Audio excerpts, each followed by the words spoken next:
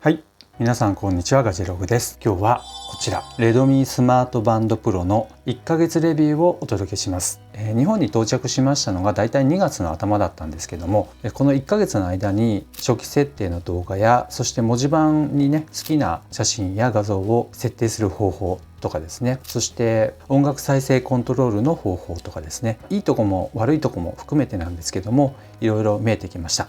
それで今回は1ヶ月レビューと題してかなり絞った情報にはなりますけども、良い点と気になる点についてお届けしたいと思います。ではね、早速それがどんなものになっているのかご紹介したいと思います。では本日も行ってみましょう。ではまずこの1ヶ月の間使ってきて良かった点についてかなり絞っていますけども、ご紹介したいと思います。なんといってもですね、まず最初はバッテリーの持ちが非常にいいといった点です。今まで取ってきたデータの一部なんですけども、ご紹介したいと思います。この条件なんですけども AOD を切った状態です。ファーストインプレッションの動画では AOD をつけていた場合1日あたり 25% ぐらいバッテリーが減っていくといったことをお伝えしました。そしてその後にですね AOD を切った場合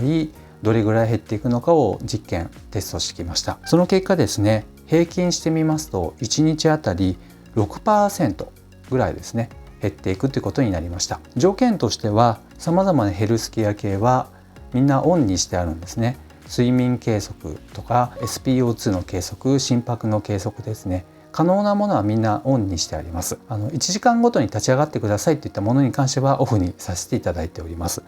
そしてワークアウトに関しては45分から1時間ぐらいでしょうかね、ウォーキングをしています。そういった条件の中でだいたい1日あたり AOD を使っていない場合 6% 減ということになりました。これはですね、単純計算していきますと1日あたり 6% 減していくということになりますと、だいたい17日ぐらい持つってことになりますね。14日以上持ちますってことであれば2週間、すごいですね。今まで一番こういったねスマートバンド系持っていった中でバッテリー持ったのはミーバンド4なんですね。それはだいたい20日ぐらい持ちました。かなり持ちますね。しかしながらその反対に AOD をオンにしてしまうと1日あたり 25% ぐらい減っていく、先ほどと同じ条件にはなりますけども、それぐらい減っていくっていうのは消費が大きいなと思いました。ですので今現在はですね AOD を切ることになってしまいました。ここはちょっと残念な点にはなりますね。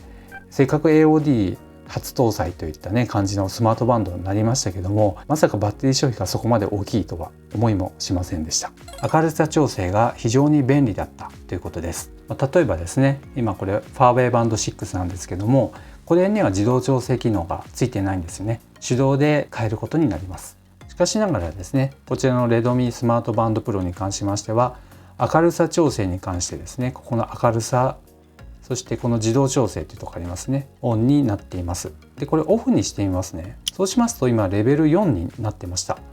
5段階中の4にこの今の明るさの場合4にしてくれていたわけですね。はい、ということでその明るさ調整機能っていうのが、屋外に出た時にも自動でね1から5に自動で変えてくれるとかね、そして外から家の中入った時にも明るさを暗くしてくれるっていうのが結構機敏に動いてくれますので大変助かっています。これはやっぱりついててよかったなって本当に思いますね。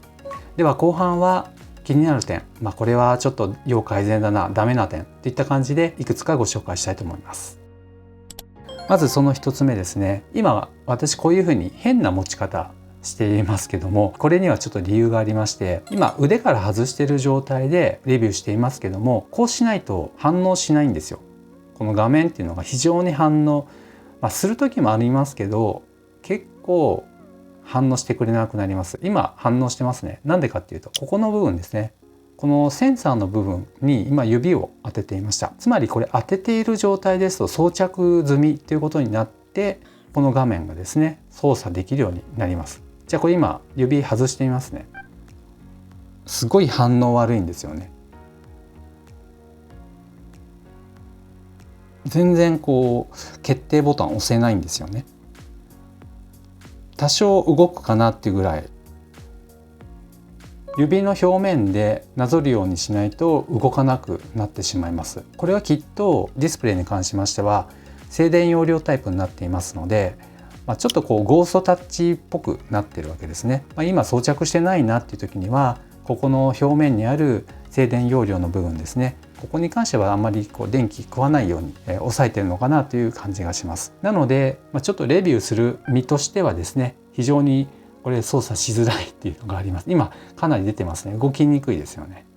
こういう風になります。個人的にですね、これはちょっと気になるなという感じです。他のバンドに関しましてはこういったことないんですね。レビューしてこれ外して指で操作している時にはしっかり追従して動いてくれますので、このモデルに関して触ってみて初めて気づいた点となります。これがちょっとね、残念というより気になるなという感じのポイントとなっています。ではちょっと気になる点、ダメな点というわけではありませんけど改善点、これはもう伝統的になっているので仕方ないかなとは思うんですが、操作体系が分かりづらい、一瞬考えてしまうわけですね。直感的に操作できないっていうことがあります。それはですね、例えば下からこうやって操作してメニューを出したりしますね。でもこれ消す時に下から出したので上から消したいじゃないですか。っていうのは私だけか分かりませんけど、でもこれなんと左から右にスワイプして消すという、これが一貫しているんですけども分かりづらい、直感的に操作しにくいっていう感じなんですね。慣れも必要だと思いますけども、ちょっと使いづらいなと思いまして、1ヶ月経ってもちょっと悩むところですね。そして今の部分になりますけど改善点になりますが、やっぱりサイドボタンがあると便利だなと思います。そういった意味でですね、このファーウェイバンド6今ありますけども、この横にサイドボタン、ファンクションキーっていうんですけども、これがあることによってすぐにホームに戻れるっていうのは非常に便利ですね。今出てますけども、ボタン戻ってくれます。これ押すだけでいいっていうのはめちゃくちゃ楽ですね。例えば設定の奥深いところ入った場合ですね、すぐ戻りたいなって言った場合、もう一気にホームに飛ぶことができますので、やっぱりこの便利さっていうのはこちらのね、いちいち指で戻るってやる操作考えると非常に操作感に関しては煩わしいなっていうふうに思います。1個ボタンがあれば戻れるのにと本当に思いますね。ただ一つ別に戻る方法がありまして、画面を手で折ってスリープ状態にしますという設定です。そうしますとホームに戻りますね。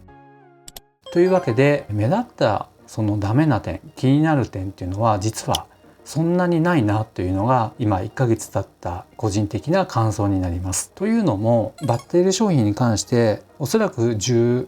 日以上、つまり2週間以上余裕で持つということ、もちろん AOD 抜きになりますけども、そして明るさ調整ですね、これが一番大きかった良かった点の一つになっています。ですので、さっきのねゴーストタッチ的な部分がありますけど、通常はですね腕につけた状態で操作しますので、そこに関しては問題ないかなと思います。今はレビューのためにこうやって外して操作しやすいようにしているだけですので、そのあたりは問題ないのかなと思います。点数でつけるならば今のところ80点から90点ぐらいつけたいなというぐらいになっています。というわけで今回1ヶ月使用レビューということで良かった点とそして気になる点ですね、お届けしました。この動画が良かったよという方は高評価、そしてまだの方はチャンネル登録をお願いいたします。ではまた次の動画でお会いしましょう。さよなら。